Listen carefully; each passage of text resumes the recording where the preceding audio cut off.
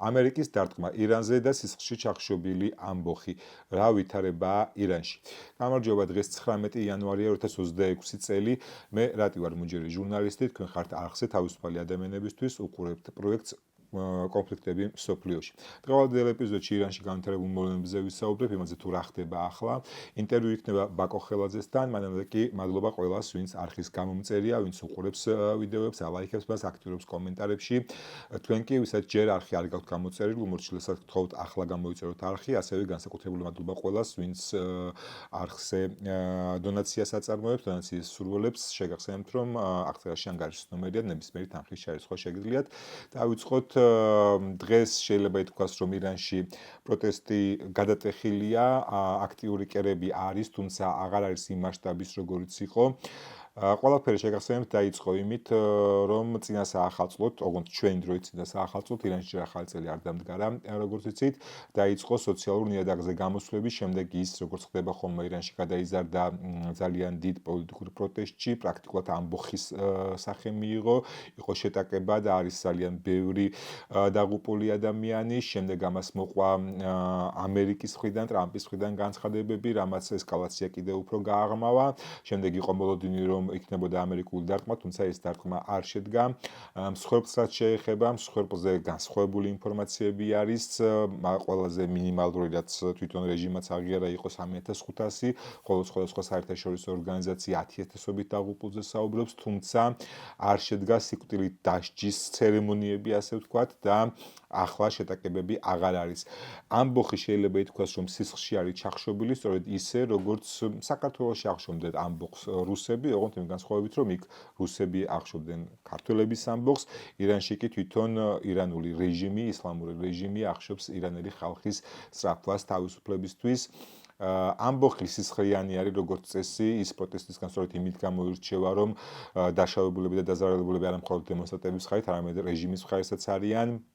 თუმცა ფაქტობრივი მოცემულობა ის არის, რომ დღესდღეობით რეჟიმი განაგრძობს ფუნქციონირებას, შეიძლება ითქვას, რომ ასტაბილურებს მდგომარეობას, თუმცა მიუხედავად ამისა, ვერ ვიტყვით, რომ ყველაფერი დასრულებული არის, პროტესტის კერები მცირე, თუმცა მაინც რჩება ირანში.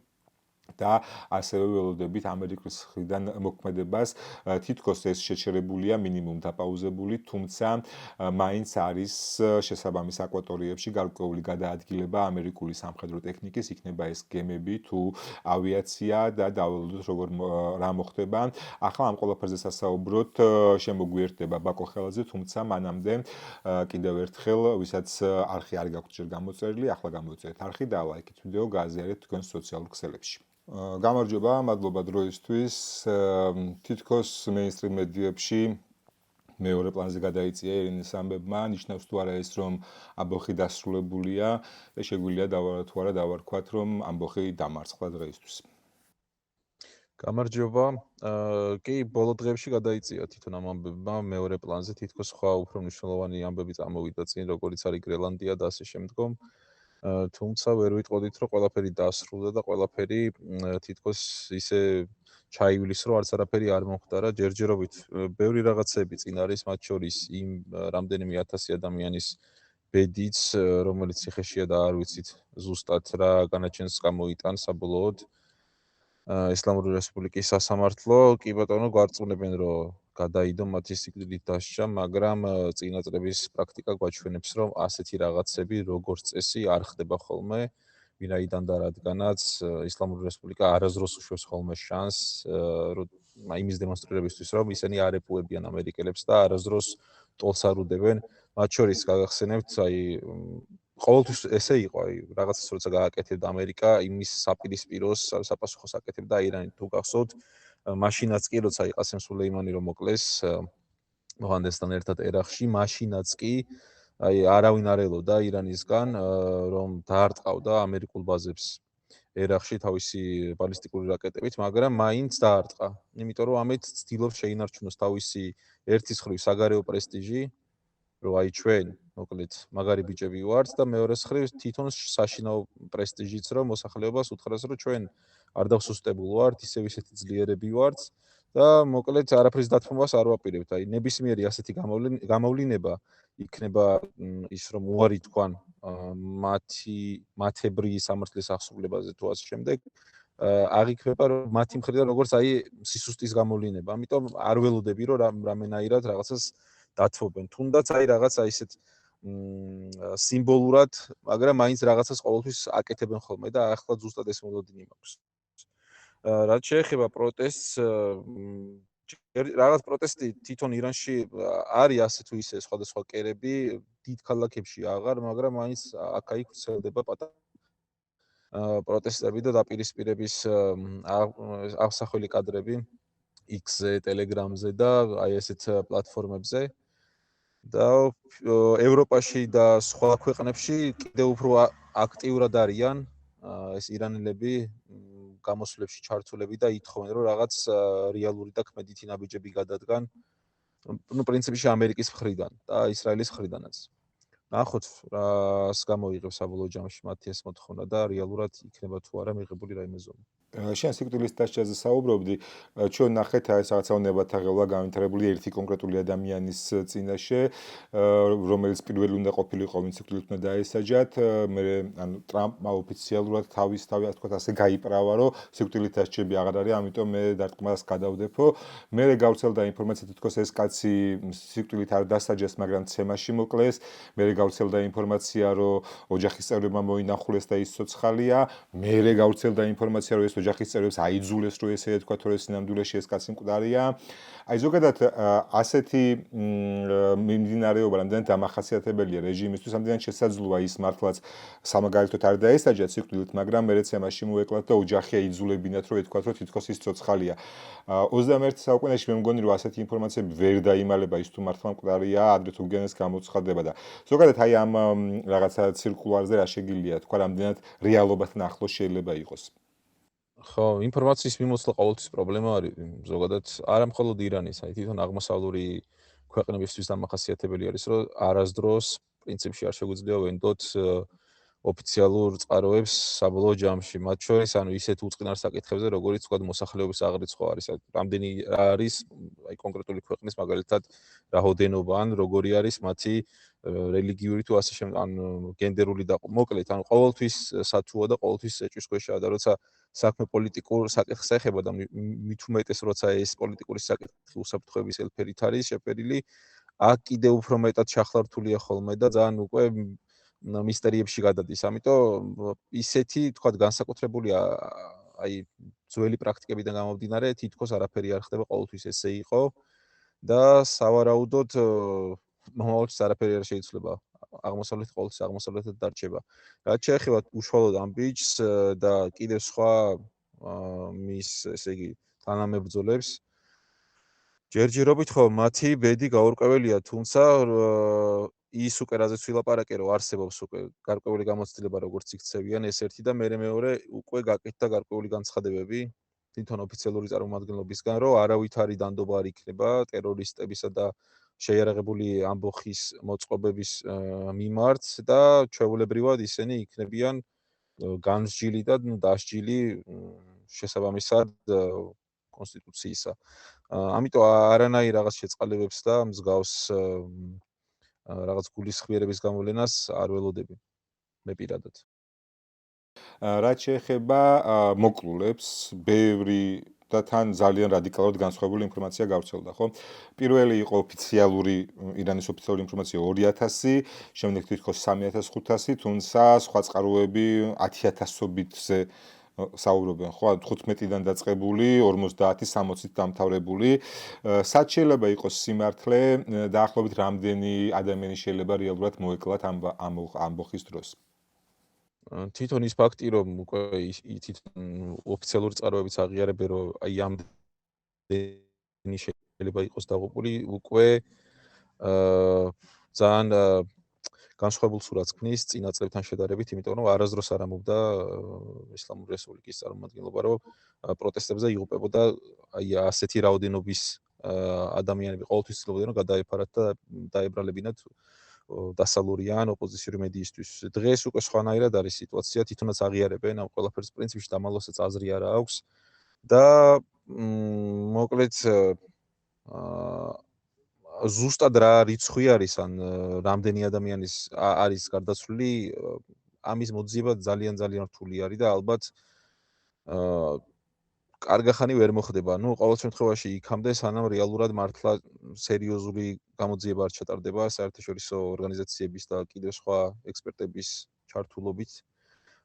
წინააღმდეგ შემთხვევაში ყოველთვის ესე დარჩება ეს, მაგრამ გვეცოდინება რომ ირანის ისტორიაში, ყოველ შემთხვევაში ისლამური რესპუბლიკის ისტორიაში ყველაზე დიდი სისხლისღვრა იყო და თვითონაც პრინციპში არ უარყოფენ ამას. თუმცა ხო მოვისმინეთ რაღაც არგუმენტები, რომ კი ბატონო იყო დიდი მსხვერპლი მშვიდობიან მოსახლეობაში, მაგრამ ცდილობდნენ რომ რაღაცნაირად პასუხისმგებლობას გაქცეოდნენ და ამბობდნენ რომ ეს ჩვენი ბრალი არ იყო, ყველაფერი გამოწვეული არის გარედან დაფინანსებული და ორგანიზებული ჯგუფების აქტიურობით, რომლებიც შეიარაღებულები იყვნენ და ცდილობდნენ იერში მიეტანათ სხვადასხვა ადმინისტრაციულ და სახელმწიფო დაწესებულებებზე.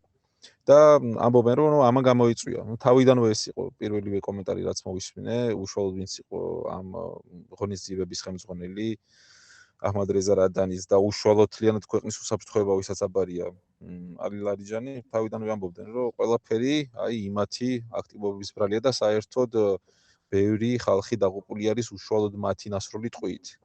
ამის შემდგომ ამსახველი რაღაც გარკვეული კადრებიც დადეს სახელმწიფო მედიამ კონკრეტულად სედაოსიმა ეგეთი ან ქართულად რო ვთქვათ საზოგადოებრივი მაუწყებელი იქაური სადაც ხო რამდენიმე კადრი დადეს სადაც ჩანს ხალხი რომლებიც შეიარაღებულები არიან რაღაც რუსული კალაშნიკოვით მოკლედ ეს ხალხურად რო ვთქვათ და ცდილობენ ცოტა გაურკვეველი არის მოკლედ აი იქ რაღაცა საბრძოლო ან ისეთი შეტაკება ან რაღაცა რო ჩანდეს არა მაგრამ რეალურად მართლა არის ადამიანები ქუჩაში დგანან შეიარაღებით და კიდევ უფრო მეტი რაღაც გამოჩნდება საგარეო ჩარევაზე უცბად კითხო მანამდე ეს მსხვერპლსო დაუბრუნდით აი ძველი პრაქტიკებიდან შეგვიძლია ვთქვათ ერთი რამდენთან მიმართება შეპირდით თუ ერთს აღიარებდნენ ერთ მოკლულს მერე გამოძიება დრო რო გადიოდა რასაც ჩვენ დრო ერთი ორთან იყო ერთი სამთან იყო იმიტომ რომ თუ კი ჩვენ დაუშვებთ რომ პირობითად ძველი პრაქტიკები გვაჩვენებს რომ ერთი სამთან არის სინამდვილე გამოდის რომ 3500 თუ აღიარებენ 10000-ზე მეტი გამოდის ხო მოკლულად რაღაცა ასეთი პრაქტიკა არსებობს შეგვიძლია ვთქვათ ხო აი ზუსტად კოეფიციენტი არ შემიძლია ვთქვა ეხლა რამდენთან შეიძლება იყოს მაგრამ ყოველთვის ესე იყო რაღაცას ციფრს რასაც თვითონ აღიარებდნენ სხვა საერთაშორისო საგამოძიებო ჯგუფები აი მაგალითად Amnesty International რომელიც ძალიან აქტიურად მუშაობს ირანში და ადამიანის უფლებებს აშუქებს ამ პროტესტებს გაცილებით უფრო დიდ ციფრს დებდა ხოლმე და აქაც შეგვიძლია ვთქვათ რომ ეს ციფრი შეიძლება ბევრად მეტი იყოს ვიდრე ისინი ამბობენ. საინტერესოა თვითონ ისიც რომ და ისიც აღიარეს აი ბოლო ამ პროტესტის დროს რომ თვითონაც საკმაოდ მსხვერპლი ყავთ ძალოვან სტრუქტურებში. ამასაც ადრე არასდროს არ ამბობდნენ. და ყოველთვის ესე მალავდნენ და ეხლა თქვენს რომ არა მსხვერპლი არის და პირიქით რაღაც კადრები და ვიდეოებიც გაავრცელეს სადაც ხდება აი ამ მოკლედ შაჰიდების როგორც თვითონ უწოდებენ ძალოვნების დაკრძალვა და ეს ცერემონიები არის რა მოკლედ ანუ იდეაში პროტესტა ამბოხ შორის სწორედ ეგ განსხვავება რომ პროტესტის დროს თუ კი უმეტესობა დაშავებულების დაზარალებულების არის დემონსტრანტები ამბოხის დროს უკვე რეჟიმის მხრიდანაც არის მსხვერპლი და რეჟიმი ისე არ უნდა მოიქცეს რომ პროტესტი უფლება და საშუალება დაუკარგოს ხალხს რომ მე ამბოხში არ გადაიზარდოს ეს პატარა შეფასებასავით ახლა საგარეო ორგანიზებაზე გარე ორგანიზებაზე რომ ვისაუბროთ ძალიან აქტიური გახდა საუბრები იმაზე რომ ეს ყველაფერი დასავლეთმა ამერიკამ ისრაელმა დააორგანიზა გაწირა ირანელი ხალხი და ეს ყველაფერი ებმება იმას რომ რაღაცა მოწოდებები იყო თუნდაც ამერიკის ტრამპის მხრიდან რომ გაუძელით აიკავეთ სახელმწიფო დაწესებულებები რეალურად ამბოხი დაიწყო დასავლური მოწოდებებით თუ დასავლური მოწოდებები უბრალოდ წააქეზა თუ ზოგადად რა გავლენა ქონდა ამას ამბოხზე მოდი ვთქვათ რომ საერთოდ პროტესტი არსებობს ამ ქვეყანაში იმ დღიდან რაც შეიქმნა ისლამური რესპუბლიკა და უფრო მანამდეც პროტესტი ყოველთვის დუღდა ეს ქვეყანა და ამ პროტესტს არ ჭირდება გარედან რაღაცის კიდე დამატება.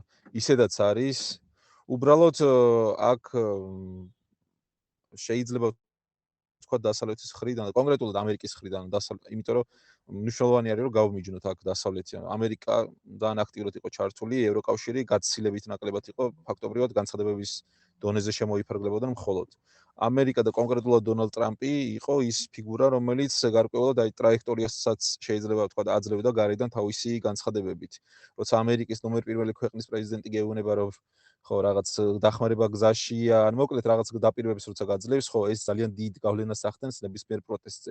თუმცა პროტესტის აგორება, როგორც ასეთი, პროტესტი არსებობს ამ ქვეყანაში. ტრამპი წავა კიდე, რა ვიცი, JD Vance მოვა თუ ვინც არ უნდა მოვიდეს ამის შემდგომ, ან იმედია არ მოვა. ვინც არ უნდა შეიცვალოს, ხო, ეს პროტესტი იარსებებს, იმიტომ რომ აი პრობლემები არის საკმაოდ ფუნდამენტური ირანში და არ ხდება ამ პრობლემებზე უკვე ძალიან დიდი ხანია შესაბამისი ადეკვატური პასუხის გაცემა თვითონ შიგნითვე. ამიტომ პროტესტი ისედაც იყო, უბრალოდ რაღაცეებმა ამ პროტესტის სიმწვავე გაზარდეს, რაღაცეებმა არა, ტრამპის განცხადებებმა და იმ მოლოდინებმა, რაც არსებობდა მანამდეც. ამიტომ ესე ცალსახად ვერ ვიტყვით რაღაც არც კონსპირაციაა ეს და არც რეალურად ესე არის, რომ ეხლა რაღაც ტრამპმა დაგეგმა და ყველაფერი იქედან მოდის და ყველაფერი იქედან ორკესტრირებულია, ესე ვერ ვიტყვი, მაგრამ ფაქტორი იყო ტალღა რაღაცა და ნუ როგორც ხდება ხოლმე ვიღაცები ცდილობენ ამ ტალღის სათავისოდ აყოლას ან ჩაყოლას ან რაღაცნაირად გამოყენებას. სულ ეს იყო რაც იქიდან გამომდინარე რომ ტრამპ არაფერი არ იმოქმედა, რაში შეიძლებოდა გამოეყენებინა ეს, ან რატო არ იმოქმედა, რეალურად დაიჯერა იმისი რომ ან მისი ოფიციალური განმარტება ესეთი იყო რომ სიკვდილით დასჯები გაუქმდა და ხალხის ხოცვა აღარ მიმდინარეობს. ახლა რეალობას თუ ავიღებთ, ყოველ შემთხვევაში ამ მოკლე დროში ეგ არის. სიკვდილით ოფიციალურად არავინ არ დაუსჯიათ, მე რა იქნება მეორე საკითხია და ეს ნუ ამბოხის და პირდაპირ შეტაკებებიც დამცხრალია შედარებით. თუმცა ეს იყო რეალურად ეს შეიძლება ყოფილიყო ტრამპის მიზანი მით უმეტეს იმ ფონზე რომ რაღაცა აიათოლაზე საკმაოდ უკმე ხათაც ისაუბრა რაც ტრამპისგან გასაკვირი არ არის. ზოგადად შეგვიძლია ვთქვათ რომ ამერიკის ოპერაცია ოფიციალურად გაუქმდა თუ შესაძლოა იგეგმებოდეს რამე მით უფრო რომ ჩვენ ხედავთ გარკვეულ ძვრებს ხო იქ რაღაცა გემების გადაადგილებას, თვითმფრინავების მობილიზებას, აი ამ პროცესზე რა შეგვიძლია ვთქვათ. ხო, აი ბოლოს რაც გავრცელდა ისევ ამ დასავლურ მეინსტრიმულ მედიაში, ლაპარაკი არის რომ თვითონ რეგიონის ქვეყნებმა, კონკრეტულად საუდის არაბეთმა, სხვა არაბულმა რამდენიმე ქვეყანამ და ისრაელმა მოახდინა გავლენა და შეაჩერეს ეს მოსალოდნელი ინტერვენცია. კი, ისრაელმაც. ვინაიდან მზად არ იყვნენ იმ მომენტში, ჩემი აზრი არ არის, ანუ რაც ბოლო დღეებში ვრცელდება, მაგას ვახმოვანებ. და ნუ ამით ხსნიან მოკლედ იმას რომ ტრამპმა ბოლო წუთს თუ რავი ბოლო მომენტში შეცვალა თავისი გადაწყვეტილება და აღარ გამოიყენა სამხედრო ძალები ირანის წინააღმდეგ. ხო, რამდენად სარწმუნოა არ ვიცი, იმიტომ რომ ისრაელი როგორც ასეთი ირანის ისლამურ რესპუბლიკას აღიქვამს როგორც ეგზისტენციალურ საფრთხეს, ვინაიდან ირანისთვის ისრაელის არსებობა როგორც ასეთი პრობლემა არის და თავის ეროვნული უსაფრთხოების დოქტრინაში და საგარეო დოქტრინაშიც პირდაპირ უწერია, რომ უნდა გაანადგუროს. რაც შეეხება თვითონ საუდის არაბეთისთვის ირანის დასუსტება და მისი ძალაუფლების რეგიონში უფრო მეტად შეკუმშვა, რა თქმა უნდა უკეთესი არის, რა თქმა უნდა ეს მეტ შესაძლებლობას მისცემს საუდის არაბეთს, რომ კიდევ უფრო მეტად გაშალოს თავისი ესე ფრთები რეგიონში და უფრო მეტად გავლენიანი ძალა გახდეს. რისი ამბიცია აქვს ყოველ შემთხვევაში ბენ სალმანს აქვს და საკმაოდ ბევრს დებს ამაში ინვესტიციას და ძალიან ამბიციური კაცია და ძალიან ჭკვიანიც, უნდა ვაღიაროთ. რატომაც არა? რატომ არ უნდა უნდოდეს საუდის არაბეთს ბევრად უფრო სუსტი ირანი? ალბათ ყველაზე მეტად ვისაც არ უნდა და რეალურად შეგვიძლია ვთქვათ, რომ შეიძლება მართლა წინააღმდეგი ყოფილიყო. ეს არის სხვა ყურის არაბული ქვეყნები, რომლებისთვისაც პრობლემა და გამოწვევა შეიძლება ჩავთვალოთ საუდის არაბეთი, რომელსაც უნდა რომ ყველაზე გავლენიანი მოთამაშე გახდეს. და მათთვის ხო რაც არ უნდა გასაკვირი იყოს ირანის ფაქტორი, როგორც ამ მისი დამბალანსებლის ძალიან მნიშვნელოვანი არის. ასე რომ საუდის არაბეთზე ხო, მიდი, დაასრულე. ხო, ანუ იმის თქმა მინდოდა რომ რაღაც ლოგიკა შეიძლება ვიპოვოთ აი ამ ახსნაში რაც დასავლურ მედიაში არის, მაგრამ ბოლომდე მაინც ვერ ხსნის ამერიკის აი ამ გადაწყვეტილებებს.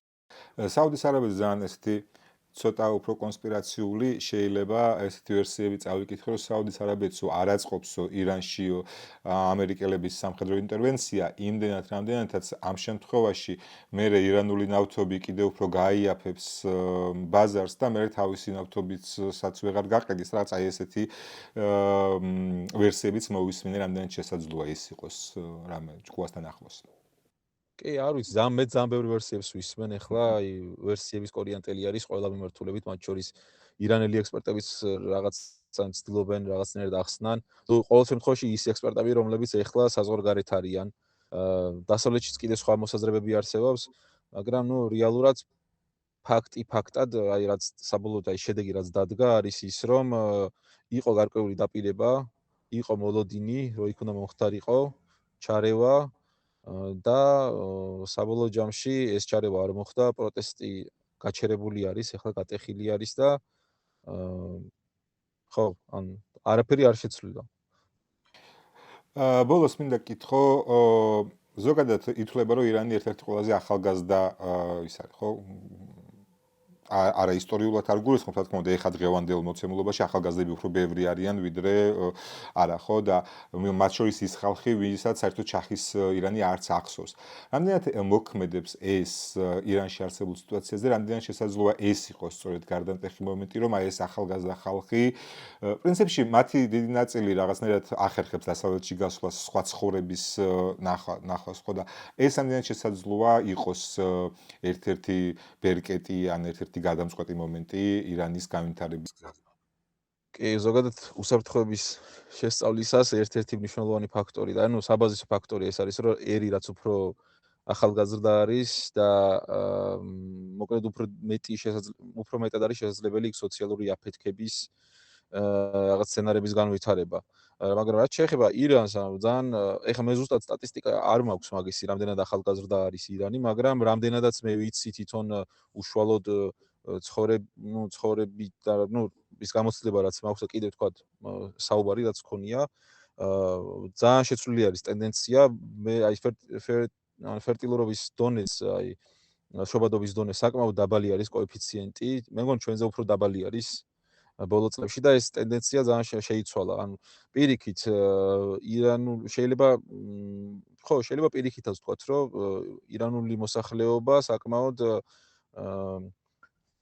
მიუხედავად იმისა, რომ აღმოსავლურია და ისლამური არის, თავისი ცხოვრების წესის და ოჯახის მოწყობით ძალიან დასავლური არის და ფაქტობრივად ერთზე მაქსიმუმ ორ შვილზემაც ძალიან დიდი ხანია უკვე არაჩენენ.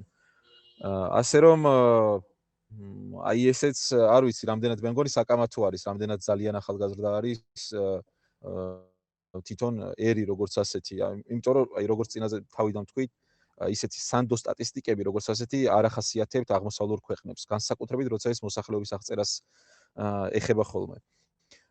და შეგვიძლია ვთქვათ, რომ კი, რაღაც მხრივ ეს მნიშვნელოვანი ფაქტორი არის ზოგადად ახალგაზრდა მოსახლეობა, მაგრამ ირანისთვის რამდენად გადამწყვეტი არის ახლა ვერ გეტყვით. კასაგებია. მადლობა, როგორც ყოველთვის ძალიან საინტერესო იყო. დაველოდოთ როგორ განვითარდება მოვლენები.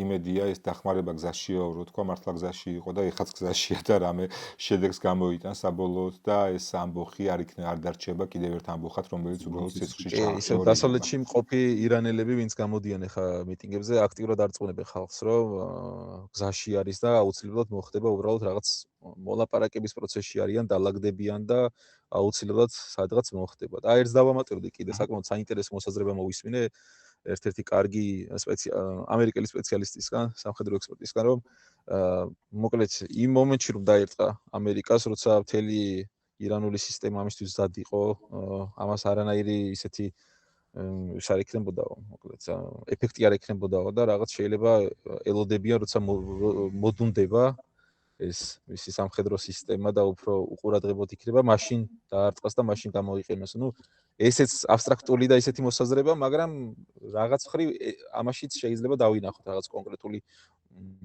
ლოგიკის რაღაც მსგავს. კი, ხო, რაღაც ეგეთი. მადლობა დროებით. მადლობა. ასეთი იყო დღევანდელი ეპიზოდი. ვფიქრობ, საკმაოდ საინტერესო მიმოხილვა შემოგვთავაზა ვაკო ხელაძემ. ჩვენ რა თქმა უნდა გავაგზავნებთ ირანზე დაკვირვებას, როგორ განვითარდება მოვლენები, მით უფრო რომ მე არ მგონია რომ იქ ყველაფერი ამ დროისთვის ჯერჯერობით დასრულებულია. ნახოთ რა მოხდება მომავალში. მოკლედ დღეისთვის სულ ეს იყო. მადლობა კიდევ ერთხელ ყველას, ვინც ვიდეოს ბოლომდე უყურა, ვინც არხის გამომწერია, ვინც ალაიქეთ ვიდეოებს, აზიარებთ თქვენ სოციალურ ქსელებში, აქტიურობთ კომენტარებში, თქვენ კი ვისაჯერ არხი არ გაქვთ გამოწერილი, უმორჩილესად გთხოვთ ახლა გამოიწეროთ არხი და ლაიქოთ ვიდეო, გააზიაროთ თქვენ სოციალურ ქსელებში. მოკლედ დღეისთვის სულ ეს იყო. მადლობა დროებით ნახვამდის.